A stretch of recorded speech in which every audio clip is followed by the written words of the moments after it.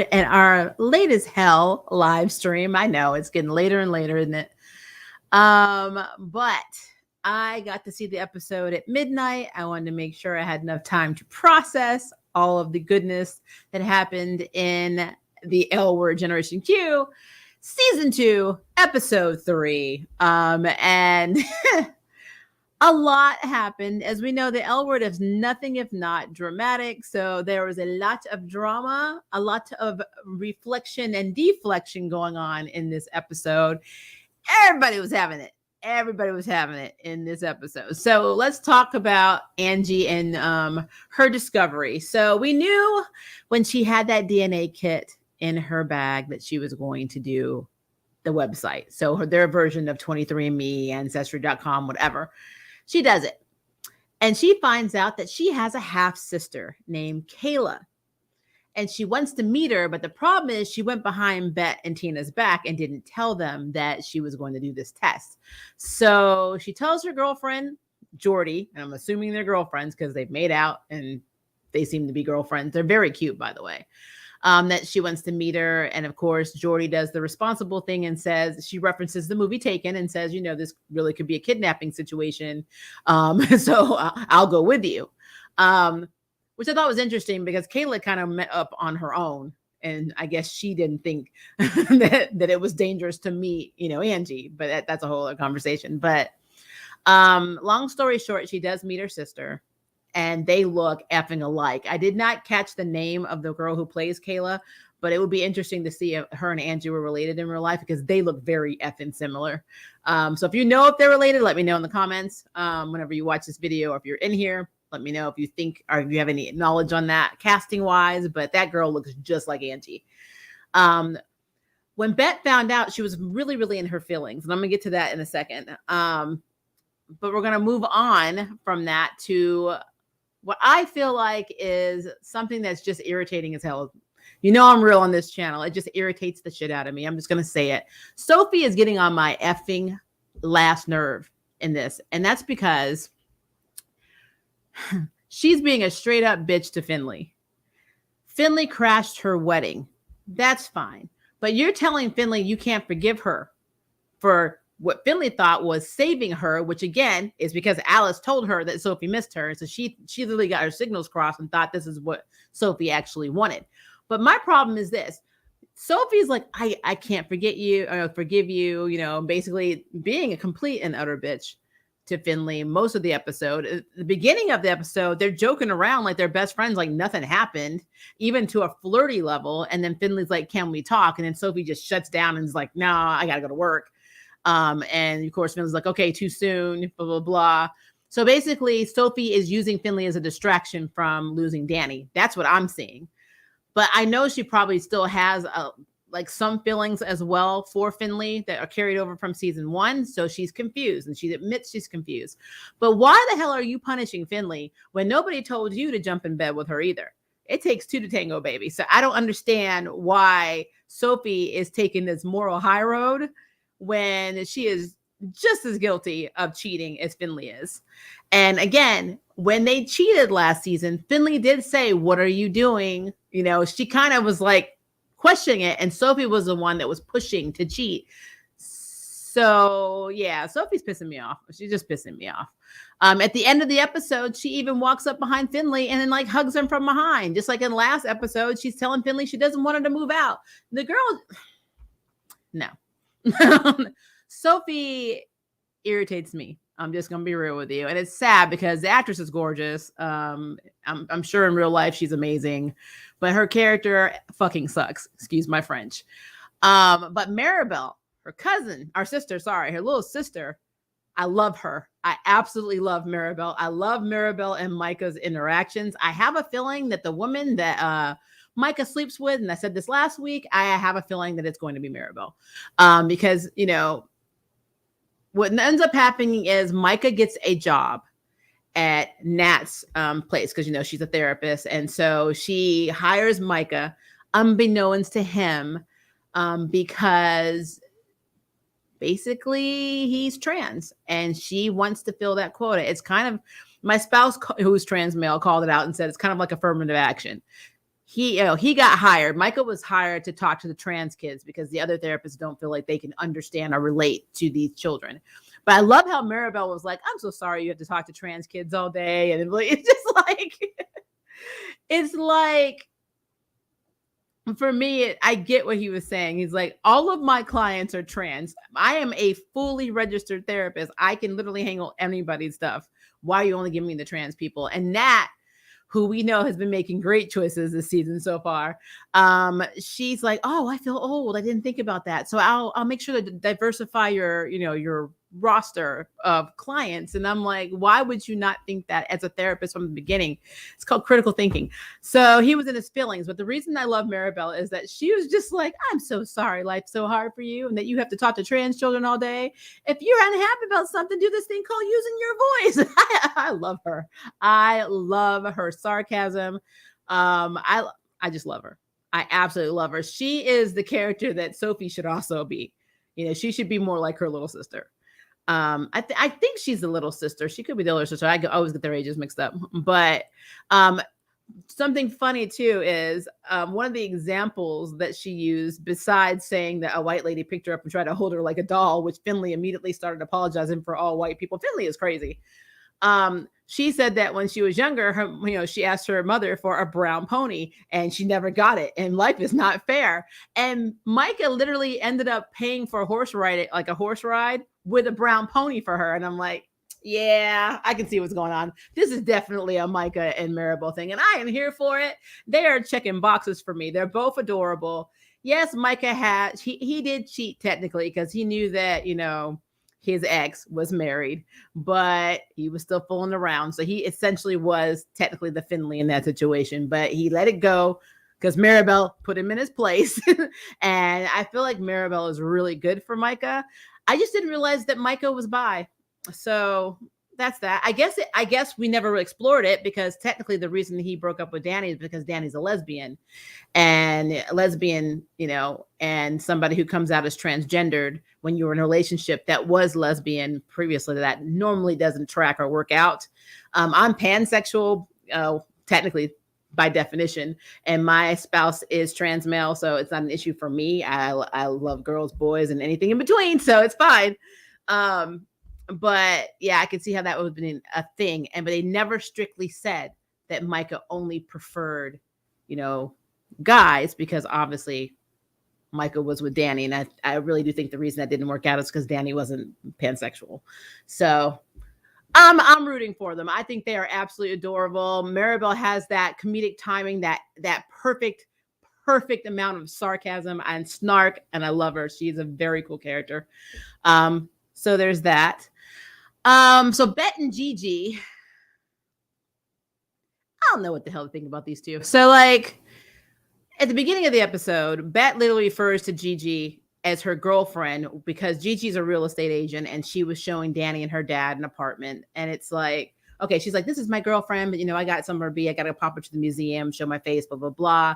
Peace out. So we're like, oh, so they progressed to this level where they are together now.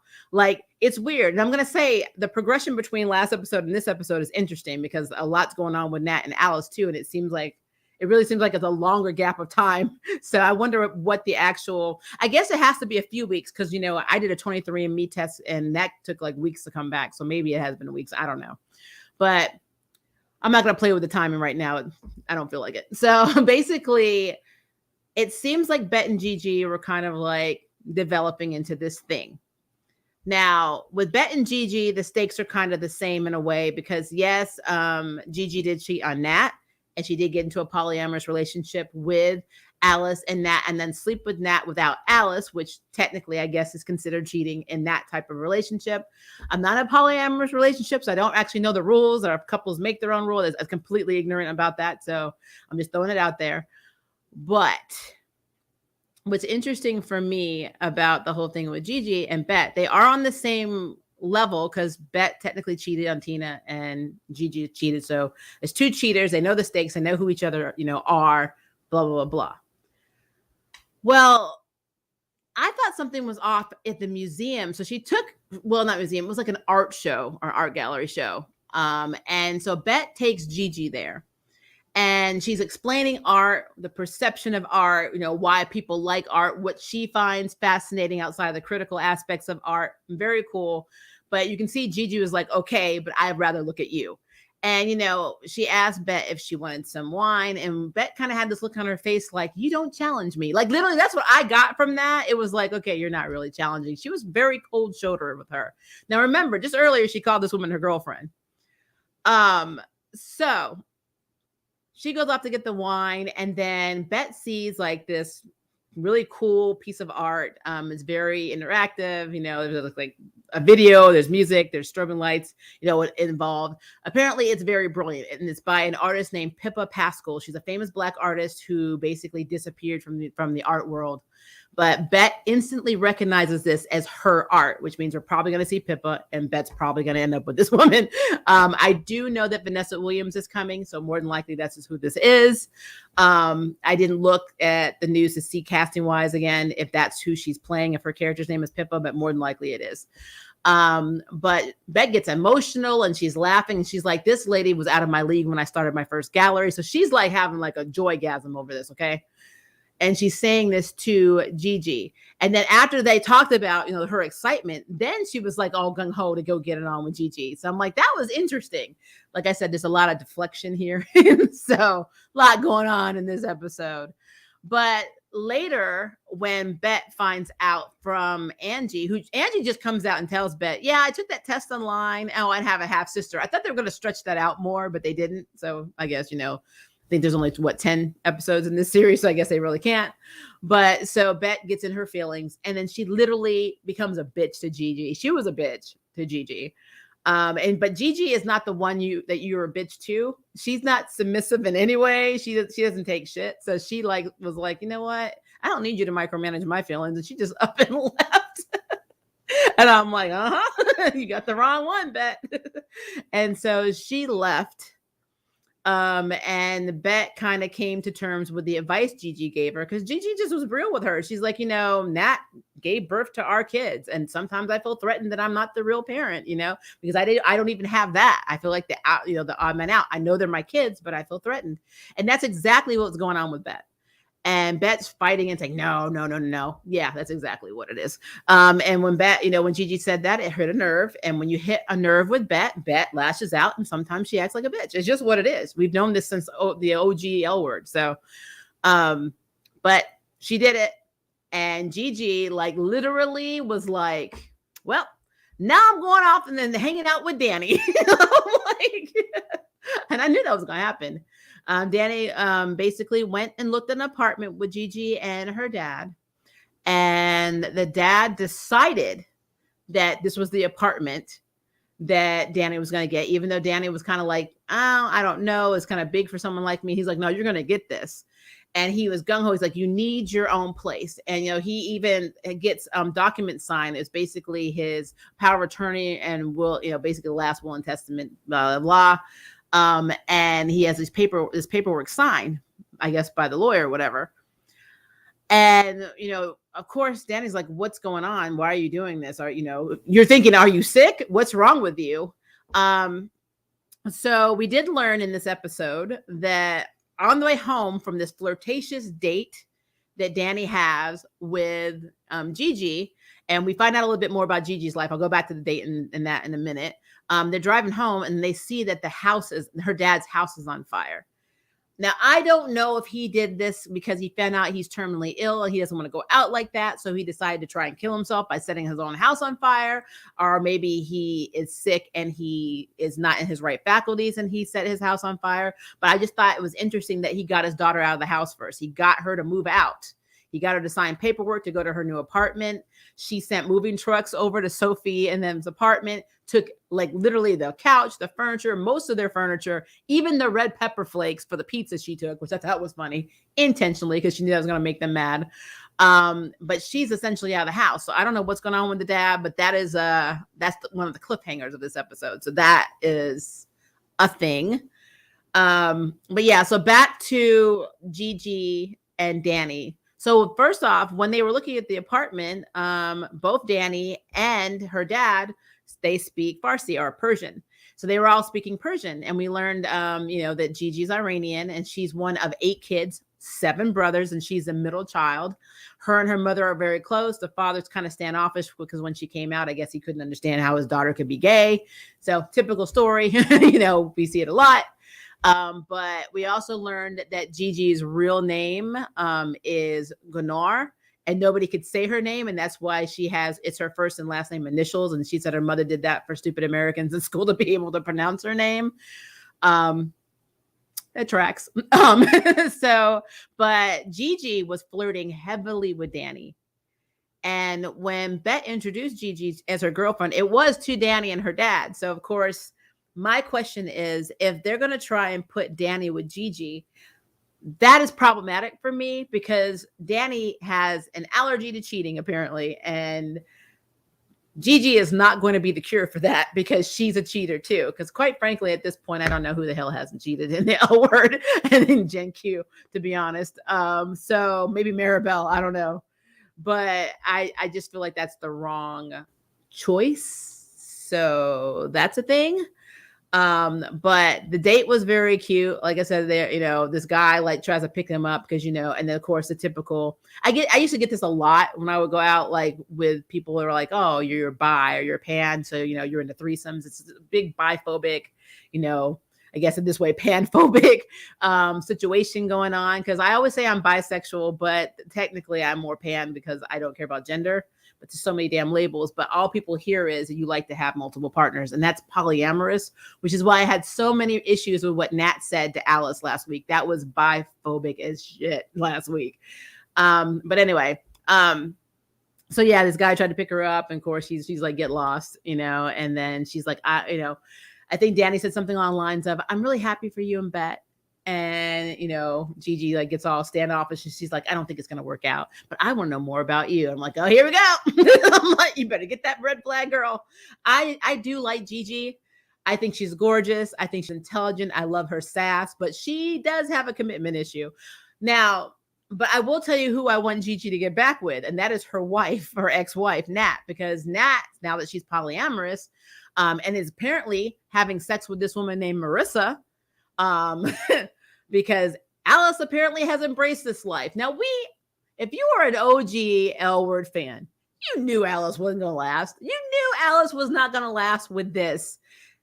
She's acting like she's being supportive of her girlfriend's polyamorous identity. And Nat is completely like, this is why I love you. You see me, you understand me. And like, yeah, but you don't see her because she's not polyamorous. And polyamorous, as my spouse says, it only works with other polyamorous people. You cannot have somebody who is into monogamy be polyamorous.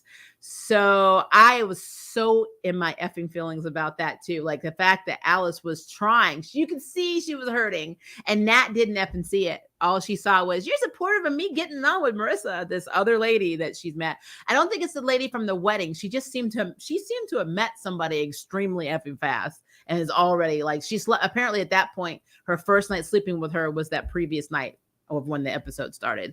And then she literally texted Alice at work to ask if she could do it again the following night. So yeah, Nat to me is not a very good person. I'm just going to be real with you. She's selfish as fuck. So her and Gigi could probably get back together and both of them can explore polyamorous relationship together with somebody else. And they might actually be okay with that. Since I kind of feel like they both at this point have loose, commitment, issues with one person or having a monogamous relationship. That's what I feel. But yeah, that whole situation, like when she texts Alice, and she basically didn't know, she answered it, but you could see on her face, she didn't really want to do it. And then Tom comes, who is Alice's editor. I freaking love Tom. Tom is so dorky. He's so awkward, and he is absolutely hilarious. They agree to go out for Mexican, and they agree to, like, they're just talking about the book and just like killing time. And of course, Alice decides to meet at the restaurant she knows that Nat and Marissa are going to be at.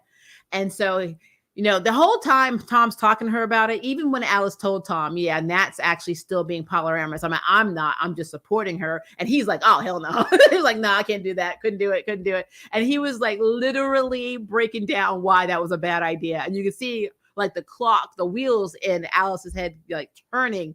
And like when they went to the restaurant, he was still like saying, I'm actually straight, and he talked about how his friend is marrying his ex, blah, blah, blah, just running it down. And then Alice sees, of course, Nat and Marissa, and she starts having what I feel like was a panic attack, almost a similar response to Sophie when she was going to tell Danny she cheated and had a panic attack at their rehearsal dinner. I feel like that's exactly what happened with Alice. Alice got so like flustered and so like she just went into like this mode of I feel like a trapped like rabbit, like flight or fight syndrome. And she literally walked through the kitchen of the restaurant out the back door and left her purse behind. And Tom comes out and he's like, I think he said something like, is it the queso or something like that or some burrito? He's freaking hilarious. But she realized right then and there that it was over with Nat. She literally, that was it. And I was so happy she realized that, but it breaks your heart because Alice has had a very shit time when it comes to love. Like the two that have hurt me in the past have always been Dana and Tasha. I really want to know what the hell happened with Tasha because I really had high hopes. Even though Tasha was attracted to that other chick, at the end, Tasha came back to Alice. And I really liked them together. And like, I don't know if they've ever explained what happened to Tasha, why they broke up, but it's the whole thing. Like Alice and Tasha are kind of like Shane and Carmen for me. And it's just two couples I just so passionately wanted to stay together and they just didn't. It's hard for me. But anyway, I digress. So Alice goes home and tells Nat it's over. That's basically, I'm not going to sugarcoat it. Yes, there's questionable things going on with their babysitter, but that's I don't care. She ends it. And Nat was literally trying to beg Alice to stay, saying, no, it's just me and you. I love you. Are you leaving? No, don't leave me. And I'm like, why? Because you're just going to be depressed and laying on the couch saying she's stifling who you are. You already know it. You want to be in a polyamorous relationship. She doesn't. Alice wants to be with somebody who just wants her. Nat doesn't get it. So I'm actually really happy that Alice came to her senses and did the right thing and told her goodbye. Now I just need her to stick with that. But I do think that Tom actually pushed her a little bit too, because he was saying everything she already felt and everything she knew in her mind. But Tom's saying it as an outside perspective, saying hell no. He basically was like, hell no. Like, hell no. Put it on the hat, walk around, hell no. Yeah. Alice needed that wake-up call that she needs to understand that she deserves more. So, and I am not a person that judges other people. I'm not going to tell people in a polyamorous relationship that they're wrong. It's not for me. I'm selfish. My spouse needs to be with me. If you don't want to be with just me, then you know where the door is. And my spouse feels the exact same way. Break up with me before you go do that shit. I don't play that. So if I have to have somebody else in my relationship to keep you happy, we don't have a relationship. But that is me. I am never going to judge somebody else for doing whatever they do.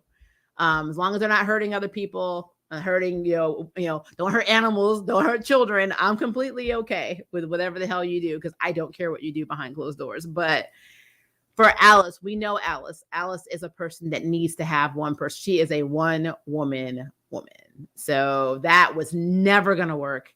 It was absolutely never. And you can see it was eating her up. So I am so happy.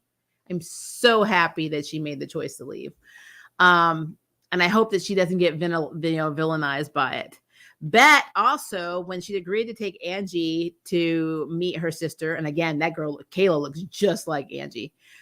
She said that she blew up and bit, Gigi's head off and basically realized she was a bitch. And she tried calling Gigi, but now Gigi's in Danny mode.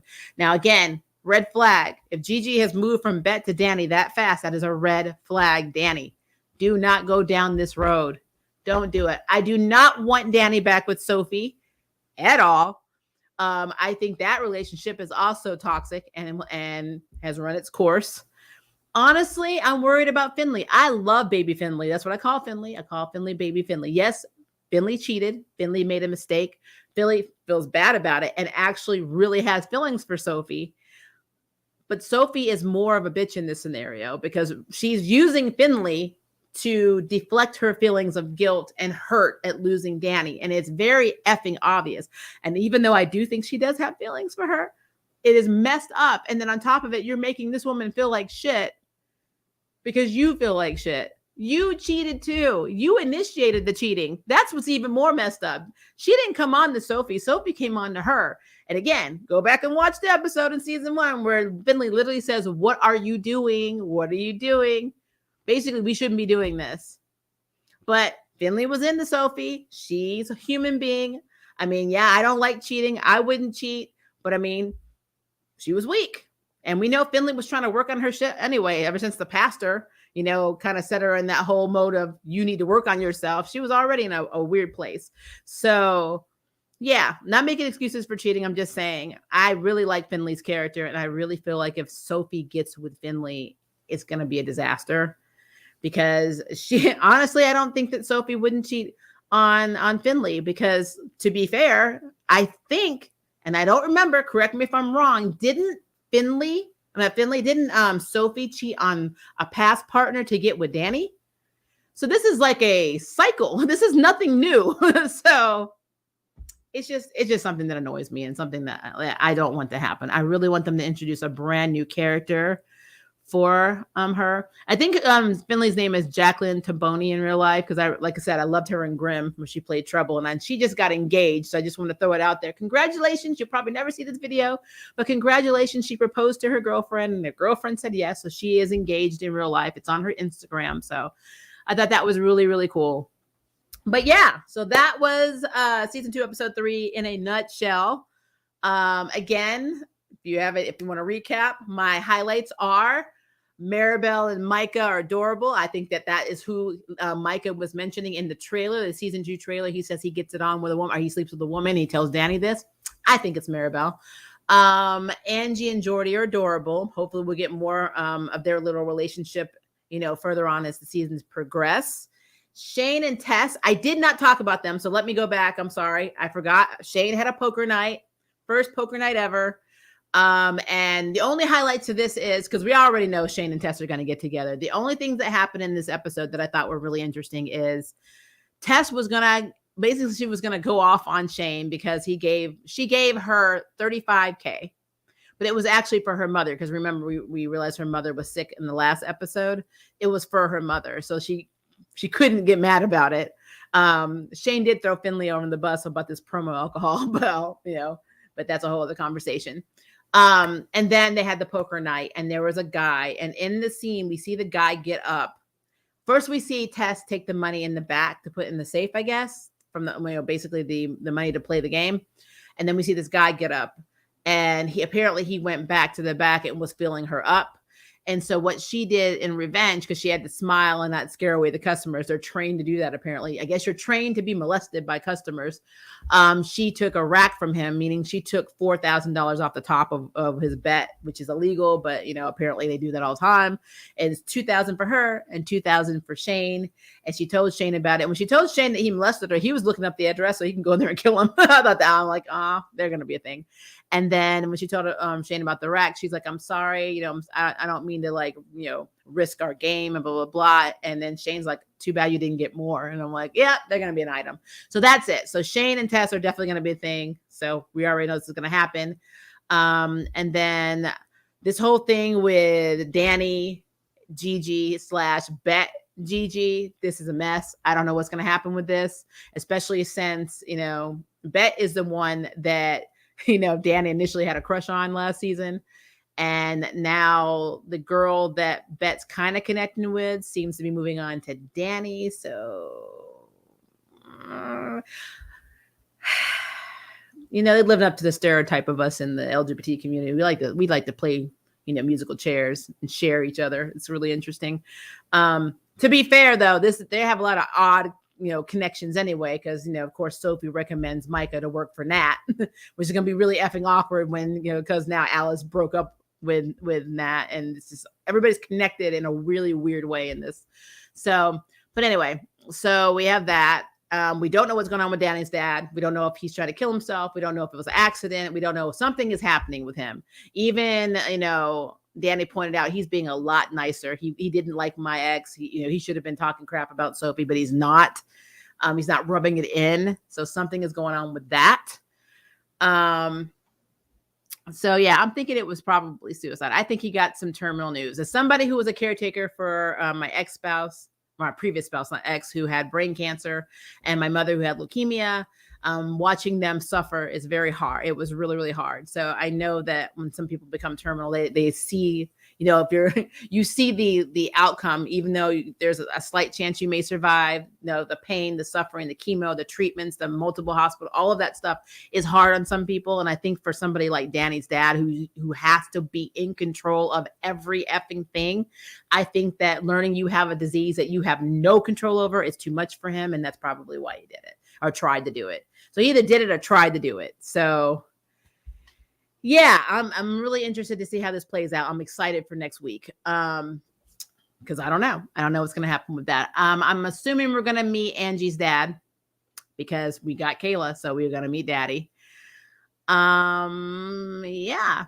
I mean, that's most of the good, like the highlights of this episode. We didn't have Tina, in this episode, or her fiance released this episode. So I'm sure we're going to see her next week.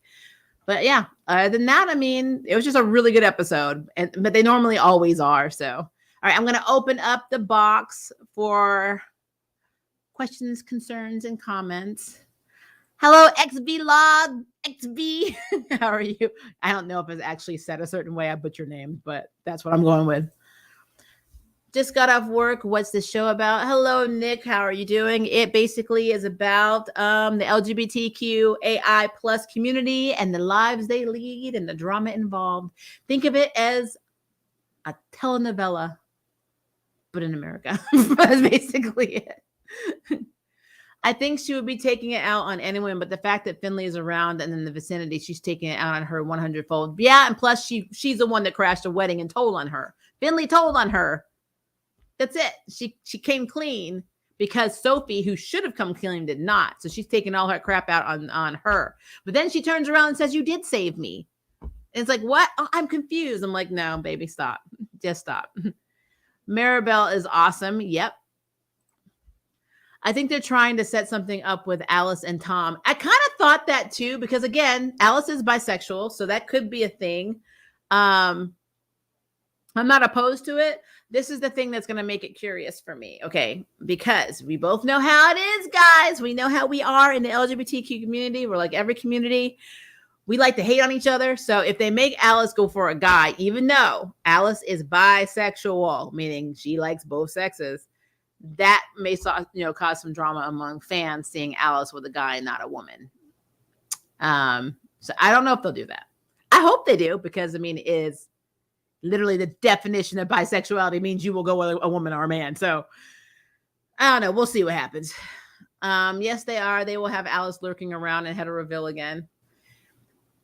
I mean, I don't like the term Heteroville, because if you're bisexual, you have your own terminology. It's just like me. I'm mixed. I consider myself all of my nationalities, all my ethnicities. I'm not playing the game. I'm not playing over in the white side, the black side, or the Native American side. I am all sides. So she's playing around in Aliceville, not Heteroville. Let's put it that way. Gibbet is dust, unfortunately. Bet and DJ, I think her feelings were really hurt. And so she responds the way she does, but it was good to see Bet skipping around. Yeah. Well, I think she learned with Gigi, though. She is not the one. She's not going to yell at her and then people are going to be like, oh, you get with strong women. They don't play that. Gigi is smashing the whole crew. I mean, it's her. Yeah. I noticed that too, the look she had, but she didn't get a response to Gigi. Yeah. Like I said, I feel like that whole scene in the museum and the art show, I don't know what that was. It was so random. It was like this is my girlfriend. And it's like, The way she looked at her, like, you don't understand a damn thing I just said. I don't know how I feel about that. I need to be challenged. I need somebody who understands me. I know someone who meets my criteria. I like Bet, but we all know that she can be a little high maintenance. and her little high maintenance, sometimes borderline snootiness. And so that's coming to play too. So she needs somebody that she feels is better than her in a way. But she also likes women who are submissive. It's very confusing. Angie is very well adjusted, truthful teen, considering who her parents are. Good job, Tina and Bet. Yeah. Yeah. I guess yeah. Hell, Bet even kidnapped her in OG series because she thought Tina and her boyfriend were going to adopt her. I remember that. Yeah, Gigi is like, to heck with you, but looking at previews, they obviously reconnect. Yeah. That's why I said the whole drama between Bet and Gigi and Danny and Gigi are going to be a thing. But I really think that Vanessa Williams' character is going to end up being the artist, Pippa. I think she's going to come, and that's who is going to be. That's basically who Bet's going to get with, because she's already obsessed with this woman. So, yeah, I think that's what's going to happen. But we'll see. Like I said, this show is a thing. Sorry, every time I comment, the bar goes back up. So 1 second.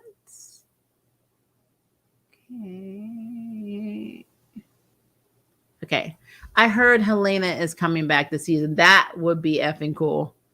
I would be so excited if that happened. God, we haven't seen Helena in a long time.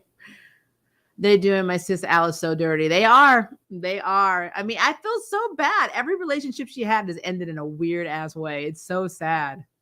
Except for Tasha. Again, I don't know what the hell happened with her and Tasha. Yeah, Alice needs love. I agree with that. Yeah, polyamory isn't something you can compromise on. Alice did the right thing. Yeah, you can't force somebody to be in a polyamorous relationship that is in the monogamy. It just doesn't. It's never going to work. It's never going to work. What do Nat and Gigi's kids think about this revolving door of women in their lot? You know what? That is a damn good question. I don't know. Probably, it's moms again. They're probably used to it. I hope they don't grow up thinking that's a healthy relationship, because it's not. I wonder if Danny may try to hit on Bet now that Gigi told her it may not work out with them. That would be interesting to see Gigi's response. I agree. I think Finley feels like she's in love with Sophie because it was the first time she was vulnerable and not drunk with a woman. I think it's also because outside of this relationship crap, they were BFFs. So she could literally go to Sophie for anything, and Sophie could tell her anything. They were vulnerable with each other. It wasn't until sex got involved that it all got screwed up. And then, of course, the cheating.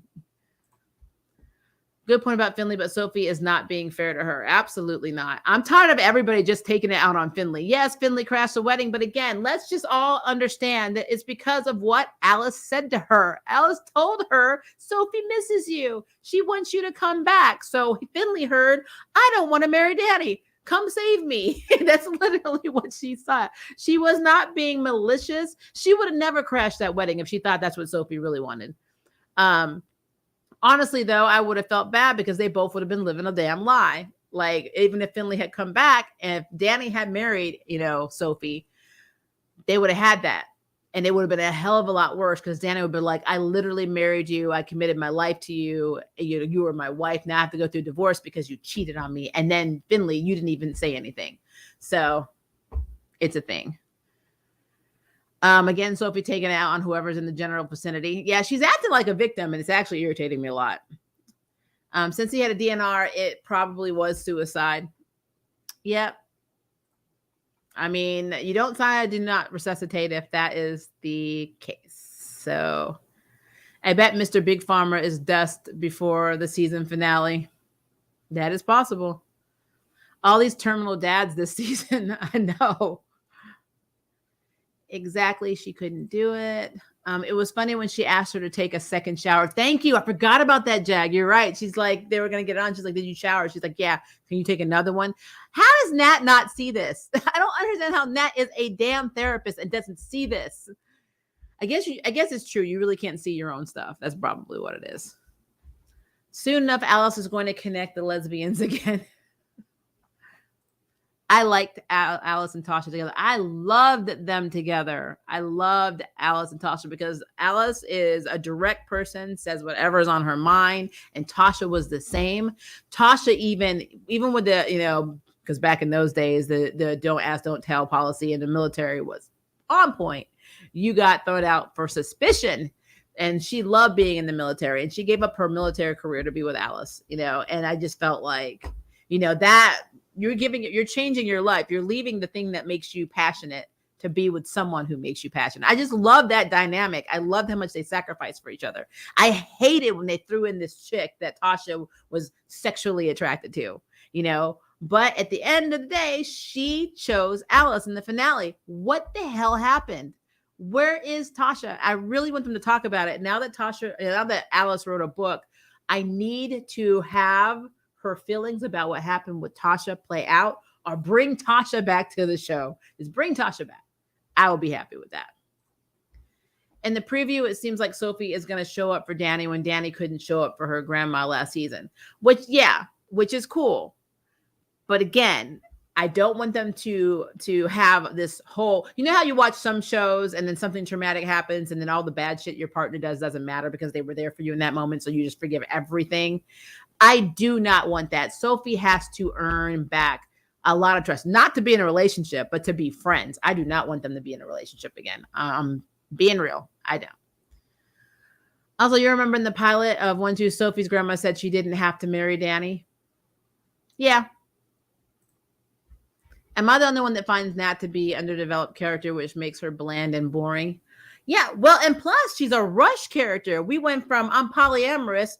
Here we are a week or two later, she's already sleeping with another woman. It went from bam, bam. Where did she even meet this woman? Was she on Tinder? This is so weird. Well, they're developing her this season. They're developing her lifestyle choice. We still don't know the damn thing about her. We don't know what her parents are like. I'm glad we know she's a therapist. I don't remember them saying this last season. I don't think we ever saw this. I know she had a job, and honestly, I could have missed it. But I don't think we ever saw her job because we were always focused on what Alice was doing, and we were always focused on their relationship. And then we were focused on the polyamory of her, Gigi, and Alice. We don't know a damn thing about Nat. Nat literally divorced Gigi for cheating on her, and she now is saying, I've always known I was polyamorous. My problem and question with this is, why didn't you, when your wife cheated on you with another woman, why didn't you say, you know what?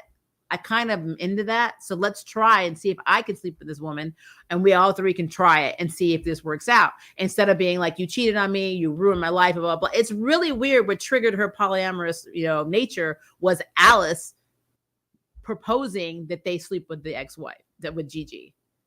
So it's really weird. It's weird, the development of that. I'm just saying, because the line was pretty specific. She did say that, like Nat said, I've always felt that I had this in me, but I thought it was wrong. It's weird. So I don't know, I'm just putting that out there. You're right about Finley. I love Finley. I need Finley. Finley is a character that can have a redemption arc. She just can. We've got a little nugget of what's wrong with her. Her parents are very religious. Her family is very religious. So it's very obvious they don't support her lifestyle or her sexuality. So she's messed up from that. When you don't have a support system and you're out there in the world, and literally Sophie was her best friend. I get it. I don't support cheating on any level, but I get why somebody like Sophie, who is not, not Sophie, but like Finley, who is not as developed and confident about their sexuality, because she's not, would definitely cling to the one person you feel like makes you feel okay. And that's Sophie for her, because that was her BFF. So I get that. It's messed up, but I get it. But again, I don't want them together because that is a toxic ass relationship. She needs to keep working on herself and get with somebody who will appreciate her, and not somebody who basically treats her like crap and deflects her emotions and plays these mind games of, I hate you, I don't talk to you, oh, you did save me, hug me, no, it's your fault, I don't know if I can forgive you. Like when Sophie said, I don't know how to forgive you, it was the same shit that Danny said to Micah last week. How could she forgive Sophie? How do I do that? And Micah's like, the little things. It's so messed up. Like the whole thing is toxic. They just all need to cut their ties and just move on. Buy some more red pepper flakes, go to IKEA, get another couch, get another table, live your life. And Finley needs to live her life and literally set some boundaries with Sophie. Cause she is literally going to F Finley up if they go out together. So yeah, it's a problem. Yes, Danny with Sophie when Sophie was with someone else. I thought that was what it was. So then why is Danny surprised? It's a whole issue. If you guys watched my Charmed reboot reviews, it was the whole problem I had season 1 with the whole Mel and Nico situation. Nico literally cheated on her fiance to be with Mel. So like, how do you have the right to be upset? If you got into a relationship through cheating, eye for an eye, bitch. I don't understand the problem. I don't understand it. Where's Tina and Carrie at? I don't know. They made it seem like they were out doing wedding planning or something. So they were not around for this situation. You would think that Tina would have been going with them to meet the half sister, but instead we had Alice and Shane, which is fine. And I thought it was cute when Angie was like, "This is my family," to her half sister, Kayla. But I don't know. I don't know why she wasn't in there. That's messy. We know everyone is going to be BFFs by episode 5. It's the LWord conflict doesn't last long. You're right. You're absolutely right. I wish we could see what happened with Finley's family when she flew over there, because I'm pretty sure she was also showing to her sister. Oh, yeah, she was going to her sister's wedding. I would love to know that. And she even said that she stayed there and was working on herself. And but what were you working on? Because I kind of feel like I don't think you can work on yourself when your family doesn't accept you. That's not something that generally works. You have to separate yourself from that toxicity and then work on your own stuff and then let them figure out their shit. And if they want you in their lives and feel like that they can accept who you are, that's fine. Maybe you can work things out eventually over time. But if they are never going to accept you, what are you really losing is how I look at that. So I don't understand how she was working on herself back in Kansas, but whatever. Or Kansas City. It looked like a different Marcus. It did, the picture, but I couldn't tell. It was because I watched it on my app on the computer. But yeah, it did look like they cast someone else. So I'd be very curious to see if it's the same actor, but we'll see. We will see. She stopped binge drinking. She did do that. And I am proud that she stopped binge drinking. That is very cool. But what else did you work on with your family who doesn't accept you? I feel like I'm proud that she was able to stop binge drinking in an environment that is not supportive of your lifestyle and your sexual preference. I'm very curious how that works. She's not confused. Who's not confused? Finley? I never said Finley was confused. I said I'm confused on how that works in a family that doesn't support you. So I only have a little bit of experience. I never had a coming out story with my parents because my parents knew that I was this way from an early age and didn't care. My in-laws, unfortunately, because my spouse is Korean American, they have a big problem with our marriage, and it's something that's still in progress, should I say. So I know what it's like to have opposition, and it's a thing. It is something that can be very suffocating in a way when you don't have a problem with your lifestyle or your marriage or who you love, but other people see your love as something bad or unclean or not right. And a lot of this stems from, and this is not me putting religion down, guys. Don't come at me with that shit. But a lot of it does stem to what you're taught in churches that you go to, how you interpret things. You just interpret it as this is against, God, blah, blah, blah. So it's just, since Finley has a similar backstory in that, the family's extremely religious. She grew up in church. That's why she didn't want to go to church last season, because, she correlates church with not being accepted as being queer or being gay. So it's hard. It is hard. It's just really hard. Maybe the sister supports her, the parents not so much. That's possible. We don't know a lot about the sister. And when she did find out her sister was getting married, she didn't seem like it was a resentful thing. It seemed more like the dad and the mom were the problem. Just a term they use in the old LWord. Oh, they were confused. Did they say people were confused? I'm pretty sure they did. But I mean, the old LWord was great. It was groundbreaking, but it was problematic. I mean, very problematic, especially how transgendered people were treated in that. We won't go into that right now, but yeah, I could see that. I could see that. Maria, you speaking real stuff. No one should be coming for you. Trust me, they do. They come for me all the time. But, you know, again, my running joke, in my 20s, it would have bothered me. In my 30s, I would have slightly cared. I'm almost 45 years old. I don't give a shit anymore. I'm tired. I'm too tired to care. You should bring your spouse on. I'd love to hear his thoughts on Micah, our trans rep, on this show in general. I might actually have River do a video about that. So yeah, I should do that. River is very insightful. And watch the show. Like really, we watch almost everything together. That's our marriage, but definitely watch this episode tonight. So yeah, I will talk to River about it and see what River says. Oh, Vanessa is Pippa. Thank you, Jag. Thank you. Okay, so this makes me more excited because we know Vanessa Williams is coming. And the look on Beth's face, Beth had a joygasm. That was a joygasm right there. Like she looked so effing happy. At first I thought she was crying. Then I realized that she was just really happy and laughing. And she's like, it's Pippa.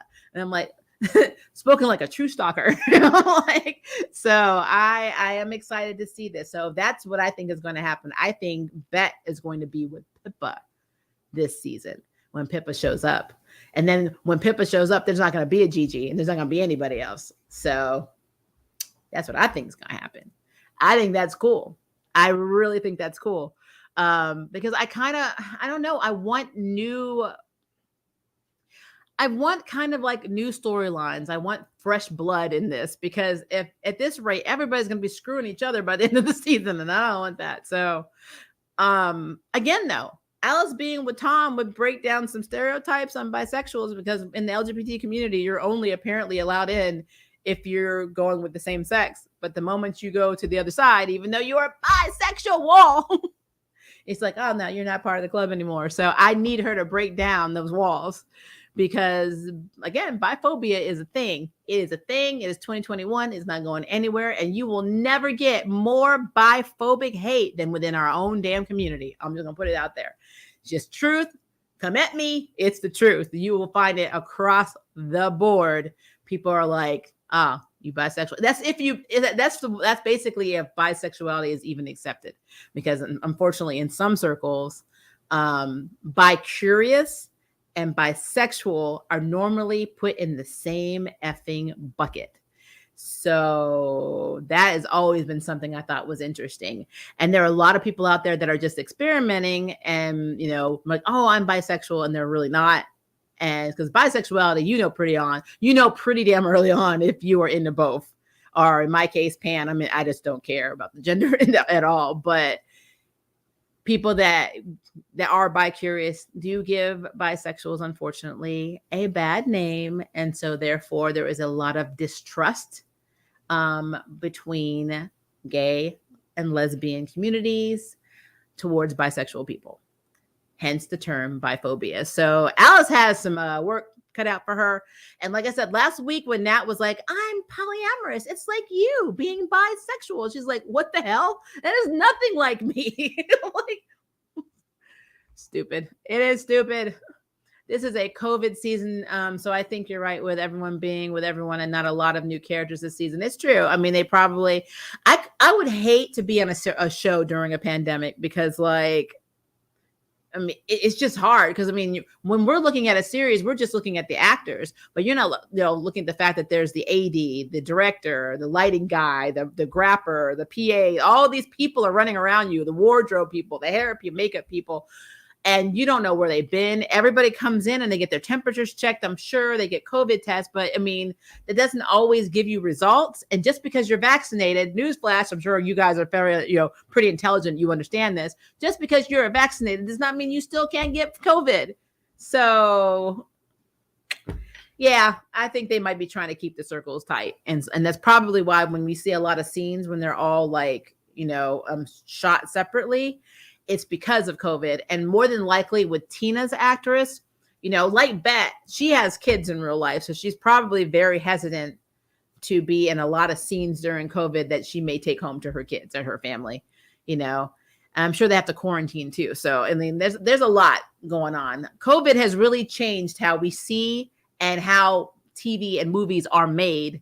And I don't know. I don't think they really prepared for the realities of how many people could get sick on set, because we've been seeing a lot of it. Like, just takes one person on the crew or one guest star or one actor to bring it to you. So it's a thing, guys. It is a thing. It is a thing.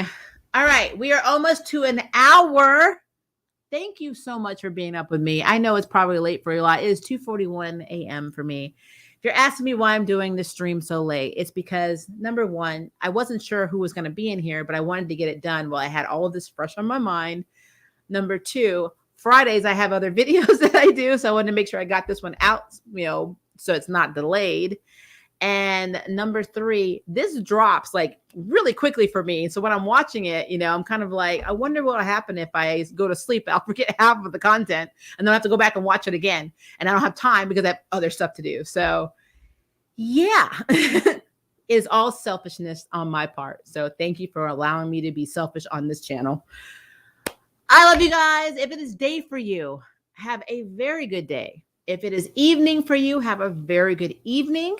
If you have any questions, concerns, you just need therapy, because Mama Maria is here for you. If you have theories on what's going to happen in the next episode, please put it in the comments below, because I will respond. It might take me a minute, but I try and answer as many comments as I can.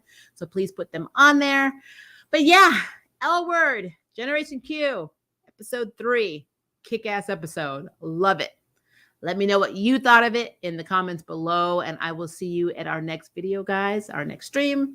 And yeah.